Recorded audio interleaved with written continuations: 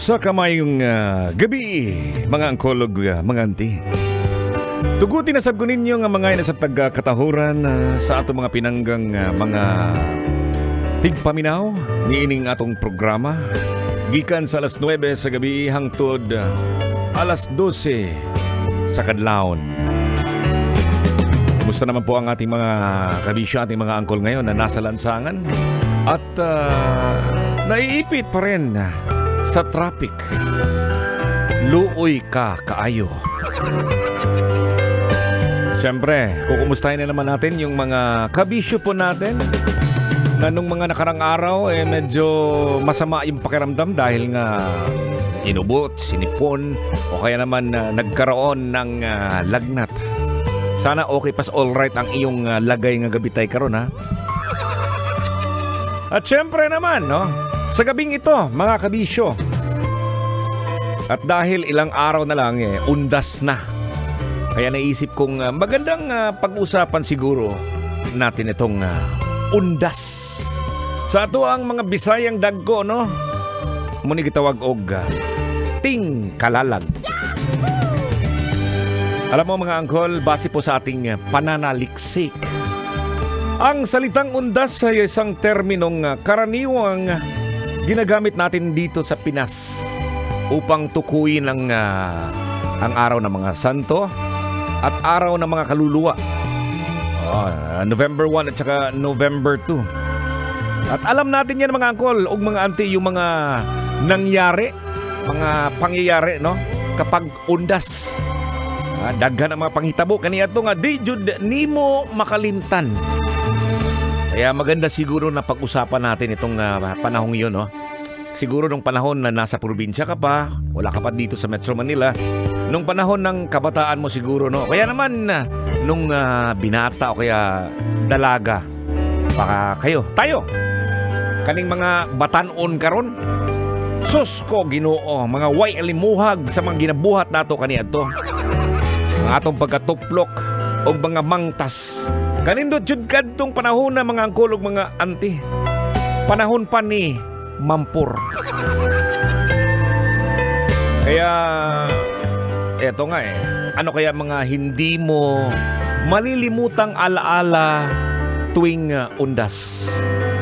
Ito mga pwedeng mangyari sa panahon ng undas, mga kabisyo, mga angkol, no? Ang traditional na binibigyang pugay tayo mga Pilipino, ang kanilang mga yumaong mahal sa buhay, no? Sa pamamagitan ng siyempre binibisita natin ang sementeryo, pag-aalay ng mga panalangin, siyempre yung paglilinis at pagdedekorasyon sa mga libingan ng mga mahal natin sa buhay. Pila pa kaadlaw una ang tingkalalag, kadumdum lang ko mga angkol, no? Magsugod na og bunlay sa menteryo sa mga mitaliwan panaw na slain kalibutan.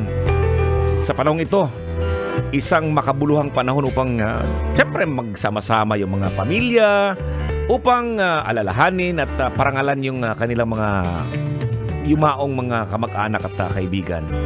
Kaya, Kol, karamihan sa atin, no? Lalong na pag ikaw nga taga-probinsya, ito, no? Itong siguro itong araw na to, nasa biyahe ka na ngayon, bumabiyahe ka na, o kaya bukas, no? Uuwi tayo tuwing undas kasi para sa atin, no, isang pinaka-importanting mga araw ang undas. Hindi yung uuwi ka sa probinsya dahil nga kakain ka ng masarap na biko. Alam na po natin yan mga angkol o mga auntie na ang pagdiriwang po ng undas ay isang malalim na nakaugat sa ating kulturang Pilipino. At syempre, namarkahan ng iba't ibang gawaing panrelihiyon at saka yung kultura po natin bilang Pinoy. Ayan, syempre, kabilang na dyan yung pagsisindi po ng kandila. Syempre, nung kabataan mo, merong nagsindi ng kandila sa gilid. Pag umalis na yung nagsindi ng kandila, nanakawin mo.